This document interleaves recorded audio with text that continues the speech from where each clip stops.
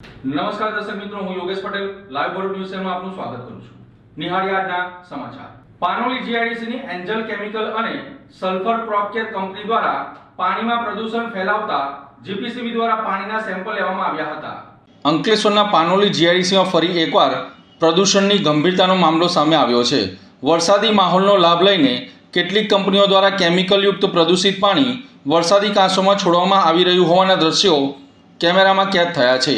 પાનોલી જીઆઈડીસીમાં આવેલી એન્ઝલ chemical company દ્વારા લાલ રંગનું કેમિકલયુક્ત પ્રદૂષિત પાણી વરસાદી પાણી સાથે છોડવામાં આવી રહ્યું હતું. સ્થળ પર પાણીનું પીએચ લેવલ ચેક કરતાં 10.5 પીએચ નોંધાયું છે, જે આલ્કલાઇન અને ગંભીર પ્રદૂષણ તરફ ઇશારો કરે છે. આ મામલે ગુજરાત પ્રદૂષણ નિયંત્રણ બોર્ડમાં ફરિયાદ કરવામાં આવતા અધિકારીઓ સ્થળ પર દોડી આવ્યા હતા અને જીપીસીબીએ પાણીના નમૂનાઓ એકત્ર કરી કંપની સામે પ્રદૂષણ અંગેની કાર્યવાહી શરૂ કરી છે. માત્ર એટલું જ નહીં, પાનોલી જીઆઈડીસીમાં આવેલી સલ્ફર ક્રોપ કેર કંપની દ્વારા પણ પોતાના ગેટની નજીકથી સફેદ રંગનું સલ્ફરયુક્ત કેમિકલવાળું પાણી વરસાદી કાંસમાં છોડવામાં આવ્યું હોવાનું સામે આવ્યું છે. આ મામલે પણ જીપીસીબીને ફરિયાદ કરવામાં આવતા અધિકારીઓ સ્થળ પર પહોંચી નમૂનાઓ લઈ કાર્યવાહી હાથ ધરી છે. અત્રે ઉલ્લેખનીય બાબત એ છે કે અગાઉ પણ વરસાદની આડમાં પ્રદૂષણ ફેલાવતી અનેક કંપનીઓ સામે જીપીસીબીએ કડક કાર્યવાહી કરી હતી અને કેટલીક કંપનીઓને ક્લોઝર નોટિસ પણ ફટકારવામાં આવી હતી. છતાંય પાનોલી જીઆઈડીસીમાં પ્રદૂષણ ફેલાવવાના બનાવો અટકવાનું નામ લેતા નથી. સવાલ એ છે કે વારંવાર કાર્યવાહી છતાં પ્રદૂષણ ફેલાવતી કંપનીઓ કેમ બેફામ બની રહી છે? શું માત્ર કાર્યવાહી પૂરતી છે કે પ્રદૂષણ માફિયાઓ સામે કડક અને દાખલારૂપ પગલાં લેવામાં સમય લાગી રહ્યો છે? પાનોલી જીઆઈડીસીમાં સામે આવેલ આ દ્રશ્યો પર્યાવરણ, વરસાદી કાંસો અને આસપાસના વિસ્તારો માટે ગંભીર ચિંતાઓ ઊભી કરે છે. હવે જોવાનું એ રહેશે કે જીપીસીબીના અધિકારીઓ આ મામલે કેટલી કડક કાર્યવાહી કરે છે અને પ્રદૂષણ ફેલાવતી કંપનીઓ સામે શું પગલાં ભરવામાં આવે છે તે જોવું રહ્યું. રાજપીપળામાં ચૈતર વસાવાના સમર્થનમાં જનમેદની ઉમટી હતી. 1.5 લાખ સહી સાથે રાષ્ટ્રપતિને રજૂઆત કરતું આવેદનપત્ર કલેક્ટરને પાઠવવામાં આવ્યું હતું. રાજપીપળા ખાતે ધારાસભ્ય ચૈતર વસાવાના સમર્થનમાં આમ આદમી પાર્ટી દ્વારા વિશાળ પદયાત્રા અને મહાસભાનું આયોજન કરવામાં આવ્યું હતું. કલેક્ટર કચેરી સુધી યોજાયેલી પદયાત્રામાં હજારો લોકો જોડાયા હતા અને ચૈતર વસાવાને સમર્થન જાહેર કર્યું હતું. આ કાર્યક્રમ દરમિયાન ચૈતર વસાવાના સમર્થનમાં કરવામાં આવેલા અંદાજે 1.5 લાખ સિગ્નેચરો કલેક્ટરના માધ્યમથી ભારતના રાષ્ટ્રપતિને મોકલવામાં આવ્યા હતા. પાર્ટીના નેતાઓએ જણાવ્યું હતું કે આગામી દિવસોમાં આ સહી અભિયાનને વધુ વેગ આપવામાં આવશે અને તેની સંખ્યા 10 લાખ સુધી પહોંચાડવાનું લક્ષ્યાંક રાખવામાં આવ્યું છે. મહારેલી અને મહાસભામાં આપના નેતા ઈસુદાન ગઢવી, મનોજ સોરઠિયા, નિરંજન વસાવા સહિતના આગેવાનો ઉપસ્થિત રહ્યા હતા. ઈસુદાન ગઢવીએ પોતાના સંબોધનમાં જણાવ્યું કે ચૈતર વસાવાને બચાવવા માટે લોકોએ 1.5 લાખ સહી કરી છે અને હવે આ અભિયાનને વધુ વિસ્તૃત કરવામાં આવશે. તેમણે સરકારની કામગીરી પર પણ સવાલો ઉઠાવતા વિવિધ મુદ્દાઓને લઈને ભાજપ સરકારને ટીકા કરી હતી અને 27મી તારીખે છોટા ઉદેપુર ખાતે વધુ એક મોટા સંમેલનની જાહેરાત કરી હતી. મનોજ સોરઠિયાએ પોતાના સંબોધનમાં જણાવ્યું કે છેલ્લા 30 વર્ષથી સત્તામાં રહેલી ભાજપ સરકાર આજે માત્ર ચૈતર વસાવાથી ડરે છે. તેમણે ચૈતર વસાવા વિરુદ્ધ ખોટું કેસ કરવામાં આવ્યું હોવાનો આક્ષેપ કરતા આ મુદ્દો રાષ્ટ્રપતિ સમક્ષ રજૂ કરવામાં આવશે તેવી વાત કરી હતી. નિરંજન વસાવાએ જણાવ્યું કે ચૈતર વસાવા જેલમાં હોવા છતાં લોકોના મનમાં તેમની લડત જીવંત છે અને અનેક નવા ચૈતર વસાવા ઊભા થયા છે. તેમણે વિકાસ, રોજગારી અને જનહિતના મુદ્દાઓને લઈને પણ સરકાર પર પ્રહાર કર્યા હતા. આ પ્રસંગે ચૈતર વસાવાના ધર્મપત્ની શકુંતલાબેન વસાવાએ જણાવ્યું કે ભાજપ સરકારે રાજકીય દ્વેષથી ચૈતર વસાવાને જેલમાં મોકલ્યા છે અને તેનો જવાબ વર્ષ 2027ની ચૂંટણીમાં આપવામાં આવશે. જ્યારે વર્ષાબેન વસાવાએ જણાવ્યું કે ચૈતર વસાવા હંમેશા લોકોના હકો માટે સડકથી લઈને સદન સુધી લડત લડ્યા છે અને આ જન સમર્થનમાં એ જ લડતની સાબિતી છે. ચૈતર વસાવાના સમર્થનમાં યોજાયેલી આ મહારેલીમાં મોટી સંખ્યામાં લોકો જોડાતા સમગ્ર રાજપીપળા શહેરમાં રાજકીય માહોલ ગરમાયો હતો. માનનીય ચેતરભાઈના સમર્થનમાં આજે અમે નર્મદામાં અમે માનનીય અમારા મહામંત્રી મનોજભાઈ, સંગઠન મંત્રી નિરંજનભાઈ, સંગીતલાબેન, વર્ષાબેન, અમારા જિલ્લા પંચાયત પ્રમુખ સહિત અમારા લગભગ 20,000થી વધુ કાર્યકર્તાઓ આજે રેલી સ્વરૂપે કલેક્ટરશ્રીને આવેદનપત્ર આપ્યું છે. એ એટલા માટે કે આજના જ ન્યૂઝપેપરમાં છે કે ગુજરાતમાં 16 લાખ કેસ પેન્ડિંગ છે. એમાં 5 થી 10 વર્ષથી પેન્ડિંગ હોય એવા લગભગ 70,000થી વધુ કેસો છે.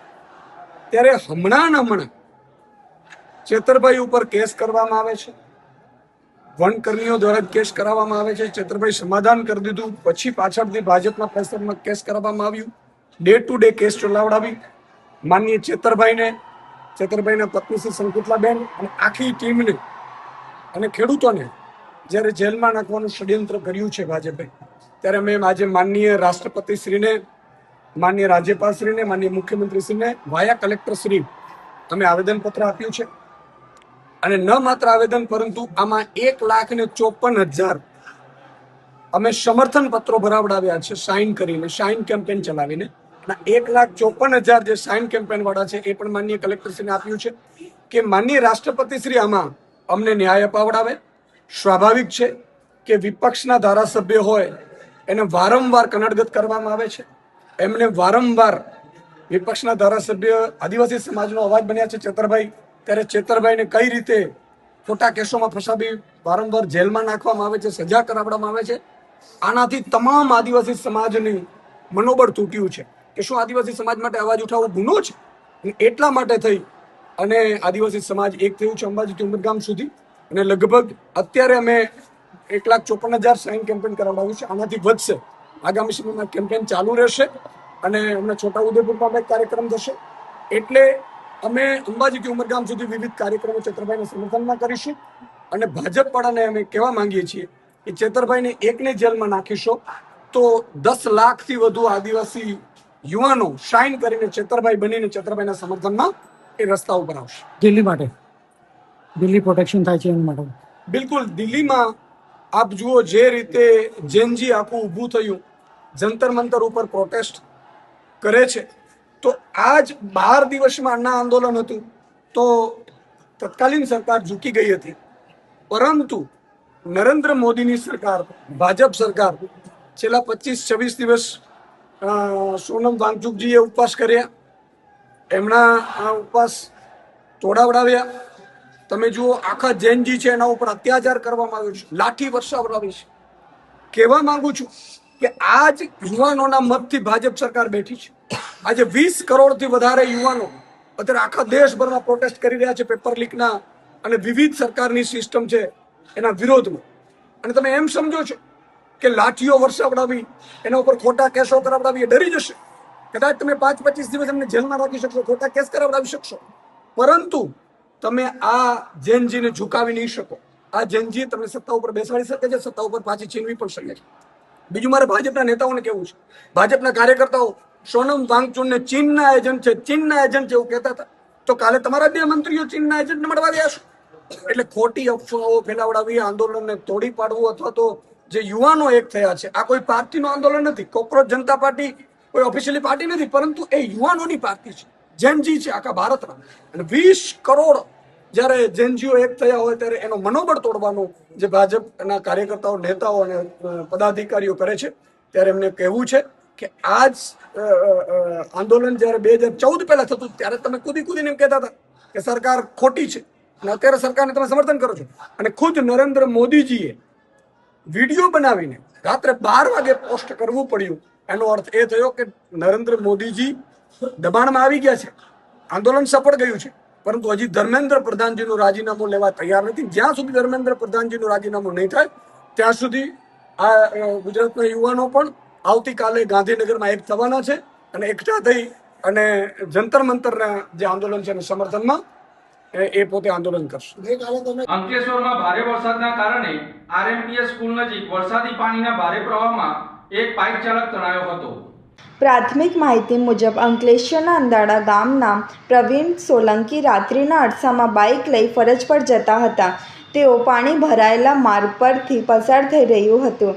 તે દરમિયાન અચાનક પાણીના ભારે વહેણમાં તેનું સંતુલન ગુમાવતા તે બાઇક સાથે તડાઈ ગયા હતા. જો કે તેઓ વીજ ટાવર પર ચડી બચાવની બૂમો પાડતા સ્થાનિક યુવાને તંત્રને કરી જાણ કરતા મામલતદાર રાજન વસાવા દોડી આવ્યા હતા અને અંકલેશ્વર નગરપાલિકાના ફાયર વિભાગમાં જાણ કરતા ફાયર બ્રિગેડની ટીમ તાત્કાલિક સ્થળ પર પહોંચી હતી. ફાયરના જવાનો દોડી આવ્યા હતા. ભારે જહેમત બાદ બાઇક ચાલકને સુરક્ષિત રીતે બહાર કાઢી તેનો જીવ બચાવ્યો હતો. આ ઘટનાને પગલે સ્થળ પર લોકોના ટોળેટોળા એકઠા થઈ ગયા હતા. જો કે તેમની બાઇક પાણીમાં ગરકાવ થઈ ગઈ હતી ત્યારે તંત્ર દ્વારા ભારે વરસાદને કારણે નીચાણવાળા વિસ્તારોમાં પાણી ભરાવાની સ્થિતિ સર્જાઈ હતી. તંત્ર દ્વારા નાગરિકોને બિનજરૂરી મુસાફરી ટાળવા તેમજ પાણી ભરાયેલા અને તેજ વહેણવાળા માર્ગો પરથી પસાર ન થવા અપીલ કરવામાં આવી છે. ભરૂચના હાંસોટ તાલુકાના પૂરગ્રસ્ત ગામોમાં મંત્રી ઈશ્વરસિંહ પટેલે નિરીક્ષણ કરી અધિકારીઓને જરૂરી સૂચના આપી હતી. ભરૂચના હાંસોટ તાલુકામાં કીમ નદીનું જળસ્તર વધતા આસરમાં ઓભા અને પાંજરોલી અને કંટિયાળ જાલ સહિતના ગામોમાં પૂર જેવી પરિસ્થિતિ સર્જાઈ છે. રાજ્યના જળ સંપત્તિ મંત્રી ઈશ્વરસિંહ પટેલે શુક્રવારે અસરગ્રસ્ત વિસ્તારોની મુલાકાત લઈને પરિસ્થિતિનું સ્થળ પર નિરીક્ષણ કર્યું હતું. મંત્રી ઈશ્વરસિંહ પટેલે પાણી ભરાયેલા વિસ્તારોમાં જાતે ટેન્કર ચલાવી અસરગ્રસ્ત ગામોની મુલાકાત લીધી અને સ્થાનિક લોકોની સ્થિતિ અંગે માહિતી મેળવી હતી. તેમની સાથે પ્રાંત અધિકારી ભવદીપસિંહ જાડેજા, મામલતદાર રણજીત મકવાણા, પોલીસ ઇન્સ્પેક્ટર નયન વસાવા સહિતના અધિકારીઓ પણ હાજર રહ્યા હતા. મંત્રીએ અધિકારીઓને અસરગ્રસ્ત લોકો માટે રહેવા, જમવા સહિતની તમામ જરૂરી સુવિધાઓ તાત્કાલિક ઉપલબ્ધ કરાવવા સૂચના આપી હતી. ઉપરાંત ગામોમાં બોટ સહિતના તમામ જરૂરી બચાવ સાધનો તૈનાત રાખવાની અને જરૂર જણાય તો NDRFની ટીમોને પણ તાત્કાલિક કામગીરીમાં જોડવાની તૈયારી રાખવા જણાવ્યું હતું. વહીવટી તંત્ર દ્વારા સતત પરિસ્થિતિ પર નજર રાખવામાં આવી રહી છે અને લોકોને સતર્ક રહેવા અપીલ કરવામાં આવી છે. ભારે વરસાદના પગલે હાલ હાંસોટ અને અંકલેશ્વરમાં શું પરિસ્થિતિ અને તંત્ર શું કામગીરી કરી રહ્યું છે? ગઈકાલે વાત કરીએ, ગઈકાલે અંકલેશ્વરની અંદર 6 ઇંચથી પણ વધુ વરસાદ વરસવાને કારણે અને સિઝનનો કુલ 22 ઇંચ જેટલો વરસાદ વરસી રહ્યો છે અને એને લઈને જે કીમ નદી છે એનું ઉદ્ગમ સ્થાન જે છે એ નેત્રંગથી છે અને નેત્રંગ તાલુકો, વાલિયા તાલુકો, માંગોળ તાલુકો અને હાંસોટ તાલુકો આમ મળીને ઉપરવાસમાં જે વરસાદ પડે છે ટોટલી પાણી એ કીમ નદીમાં આવ્યું છે અને આંબલી ડેમ પણ છલકાવાને કારણે ત્યાંના દરવાજા ખોલવાના કારણે આજે કીમમાં પૂરની પરિસ્થિતિ સર્જાય છે. એમાં સરકારી ટીમ પણ SDM શ્રી, મામલતદાર શ્રી અને TDO શ્રી તેમજ પોલીસ ઇન્સ્પેક્ટર પણ આ સ્થળની મુલાકાત લઈને જે લોકો ફસાયા હતા એમને સલામત સ્થળે લાવીને પોતાને પીવાના પાણીથી લઈને જમવાની વ્યવસ્થા પણ સરકાર દ્વારા કરવામાં આવી છે અને સાથે સાથે સ્વૈચ્છિક સંસ્થા દ્વારા પણ કરવામાં આવી રહી છે. ત્યારે આ વધુ પડતા વરસાદ પડવાના કારણે આમ તો જોઈએ તો સમગ્ર દક્ષિણ ગુજરાતની અંદર જોઈએ છે કે ઉમર ગામની અંદર 28 કલાકની અંદર લગભગ 40 થી 42 ઇંચ વરસાદ પડવાના કારણે ત્યાંની જે સ્થિતિ સર્જાય છે એ જ રીતે આ ભરૂચ જિલ્લાની અંદર પણ જે કીમ નદીની અંદર ઉપરવાસમાંથી પાણી આવવાને કારણે પાંજરોલી, ઓભા અને આસરમાં આ 3 ગામોની અંદર લોકોને સ્થળાંતર પણ કરવામાં આવ્યા છે અને સેફ જગ્યાએ રાખવામાં આવ્યા છે. સરકાર પણ આ બાબતે કટિબદ્ધ છે અને અનિશ્ચિત બનાવ ન બને એના માટે આ રસ્તો બંધ કર્યો. ત્યાં પોલીસ દ્વારા લોકોને અવર જવર કરવા માટેનું પણ બંધ કરીને લોકોને સલામત સ્થળે લઈ જવામાં આવ્યા છે. કીમ નદીના રૌદ્ર સ્વરૂપે ઓલપાડનું કઠોદરા ગામ બેટમાં ફેરવાતા ગામનો સંપર્ક તૂટ્યો હતો. સુરત જિલ્લાના ઓલપાડ તાલુકામાં આવેલું કઠોદરા ગામ હાલ પાણીની વચ્ચે ઘેરાઈ જતા બેટમાં ફેરવાઈ ગયું છે. કીમ નદીમાં સતત વધી રહેલા જળસ્તર અને ગટરના પાણી ગામની ચારે તરફ ફરી વળતા ગામનો અન્ય વિસ્તારો સાથેનો સંપર્ક તૂટી ગયો છે. ગામ તરફ જતો મુખ્ય માર્ગ કમર સમાન પાણીમાં ગરકાવ થઈ જતા વાહન વ્યવહાર સંપૂર્ણપણે પ્રભાવિત થયો છે. અંદાજે 1800 જેટલી વસ્તી ધરાવતા કઠોદરા ગામના લોકો હાલ સતર્કતા સાથે પરિસ્થિતિ પર નજર રાખી રહ્યા છે. બીજી તરફ કીમ નદીનું જળસ્તર સતત વધી રહ્યું હોવાથી નદી કાંઠાના ઓલપાડ, માંગરોળ અને હાંસોટ તાલુકાના ગામોને વહીવટી તંત્ર દ્વારા એલર્ટ કરવામાં આવ્યા છે. સ્થાનિક તંત્ર સતત પરિસ્થિતિ પર નજર રાખી રહ્યું છે અને જરૂરિયાત મુજબ બચાવ અને રાહત કામગીરી માટે તૈયારીઓ કરવામાં આવી રહી છે. કીમ નદીના વધતા જળસ્તરને લઈને લોકોમાં ચિંતા જોવા મળી રહી છે. ત્યારે વહીવટી તંત્ર નદી કાંઠાના વિસ્તારોના લોકોને સાવચેત રહેવા અને જરૂરી હોય તો સુરક્ષિત સ્થળે ખસેડવા અપીલ કરી છે. ઓલપાડનું સાયણ ગામ પૂરના પાણી ફરી વળતા ધારાસભ્ય મુકેશ પટેલે પૂરગ્રસ્ત વિસ્તારોની મુલાકાત લીધી હતી. ઓલપાડ તાલુકાના સાયણ ગામમાં સતત વરસી રહેલા ભારે વરસાદના કારણે ફરી એકવાર જળબંબાકારની સ્થિતિ સર્જાઈ છે. સિઝનમાં બીજી વખત સાયણ ગામ બેટમાં ફેરવાતા અનેક વિસ્તારોમાં પાણી ભરાઈ ગયા છે અને જનજીવન પ્રભાવિત બન્યું છે. પરિસ્થિતિની જાણ થતાં ઓલપાડના ધારાસભ્ય તથા પૂર્વ મંત્રી મુકેશ પટેલ અધિકારીઓ સાથે પૂરગ્રસ્ત વિસ્તારની મુલાકાતે પહોંચ્યા હતા. તેમણે સ્થળ પરની સ્થિતિનું નિરીક્ષણ કરી સંબંધિત વિભાગના અધિકારીઓને તાત્કાલિક જરૂરી કાર્યવાહી કરવા સૂચના આપી હતી. ધારાસભ્ય મુકેશ પટેલે જણાવ્યું કે ભારે વરસાદના કારણે પાણીનું પ્રવાહ અવરોધાઈ રહ્યું છે, જેના કારણે આવી પરિસ્થિતિનું નિર્માણ થયું છે. તેમણે ખાસ કરીને ગેરકાયદેસર નાળા પર થયેલા આરસીસી દબાણો દૂર કરવા રોડ એન્ડ બિલ્ડિંગ વિભાગને સૂચના આપી છે, જેથી વરસાદી પાણીનો નિકાલ સરળતાથી થઈ શકે. સાથે જ પૂરગ્રસ્ત વિસ્તારમાં રહેતા લોકોને જરૂરી તમામ મદદ અને રાહત પહોંચાડવા માટે પણ અધિકારીઓને સૂચના આપવામાં આવી હોવાનું ધારાસભ્ય મુકેશ પટેલે જણાવ્યું છે. હાલ સાયણ ગામમાં તંત્ર પરિસ્થિતિ પર સતત નજર રાખી રહ્યું છે અને વરસાદ યથાવત રહેતા સ્થાનિકોમાં ચિંતાનો માહોલ જોવા મળી રહ્યું છે.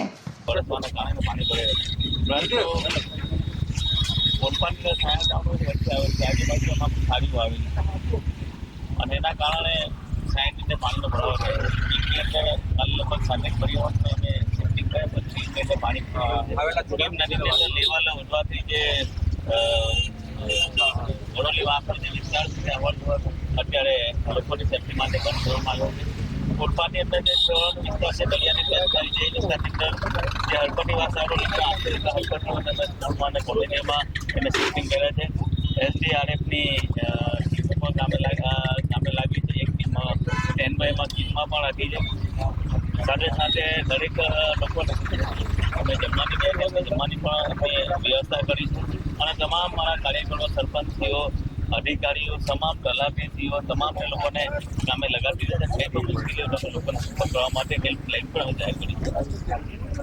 ઝઘડિયા કોર્ટે 7,35,000ના ચેક રિટર્ન કેસમાં ચુકાદો આપતા આરોપીને 6 મહિનાની કેદ સાથે ફરિયાદીને વળતર ચૂકવવાનો આદેશ કર્યો છે. ભરૂચ જિલ્લાના ઝઘડિયા કોર્ટમાં ચેક રિટર્ન કેસમાં નોંધપાત્ર ચુકાદો સામે આવ્યો છે. નેગોશિયેબલ ઇન્સ્ટ્રુમેન્ટ એક્ટની કલમ 138 હેઠળ કોર્ટ આરોપીને દોષિત ઠેરવી 6 મહિનાની સાદી કેદની સજા ફટકારી છે. સાથે જ ફરિયાદીને ₹7,35,000નો વળતર 3 મહિનાની અંદર ચૂકવવાનો પણ આદેશ કર્યો છે. કેસ મુજબ લીમોદરા ગામના ખેડૂત રસેન્દ્રકુમાર રાજપુરોહિતે ખેતીના કામ માટે પોતાના મિત્ર અને ઝઘડિયાના રાકેશકુમાર સોલંકી પાસેથી વર્ષ 2023માં ₹7.35 લાખ ઉછીના લીધા હતા. બંને વચ્ચે નોટરી સમક્ષ લેખિત કરાર પણ કરવામાં આવ્યું હતું. સમય મર્યાદા પૂર્ણ થયા છતાં રકમ પરત ના કરાતા આરોપીએ આપેલું આઈસીઆઈસીઆઈ બેંકનું ચેક અકાઉન્ટ ક્લોઝના કારણસર પરત ફર્યો હતો. કાયદેસરની નોટિસ છતાં ચૂકવણી ના થતાં ફરિયાદીએ ઝઘડિયા કોર્ટમાં કેસ દાખલ કર્યો હતો. સુનાવણી પૂર્ણ થયા બાદ કોર્ટ આરોપીઓને દોષિત જાહેર કરી 6 મહિનાની સાદી કેદની સજા તેમજ 3 મહિનામાં ₹7.35 લાખનું વળતર ચૂકવવાનો આદેશ આપ્યો છે. ચેક રિટર્ન સંબંધિત કેસોમાં ઝઘડિયા કોર્ટનો આ ચુકાદો મહત્વપૂર્ણ માનવામાં આવી રહ્યું છે, જે નાણાકીય વ્યવહારોમાં કાનૂની જવાબદારીનું મહત્વ વધુ સ્પષ્ટ કરે છે. અંકલેશ્વર બી ડિવિઝન પોલીસે જુગાર રમતા 4 જુગારીઓને ઝડપી પાડી કુલ 25,000નો મુદ્દામાલ કબજે કર્યો હતો. અંકલેશ્વર બી ડિવિઝન પોલીસ મથકનો સ્ટાફ પેટ્રોલિંગમાં હતો તે દરમિયાન ગડખોલ ગામ નજીક બાપુનગર ઓવરબ્રિજ પાસે ઝોપડપટ્ટી પાછળ જુગાર રમાઈ રહ્યું હોવાની બાતમી મળી હતી. જે મળેલી બાતમીના આધારે પોલીસે રેડ કરતા જુગાર રમતા રોહિત વિજય હિરે, રાહુલ સુનિલ વસાવા, સરફરાજ સિરાજ ચૌહાણ અને શુભાંકર સાધીન મલાકારને ઝડપી લીધા હતા. પોલીસે સ્થળ પરથી રોકડા રૂપિયા 10,000 અને 15,000ના 2 નંગ મોબાઈલ મળી કુલ રૂપિયા 25,000નો મુદ્દામાલ જપ્ત કરી કાયદેસરની કાર્યવાહી હાથ ધરી છે. તો આ હતા આજના સમાચાર.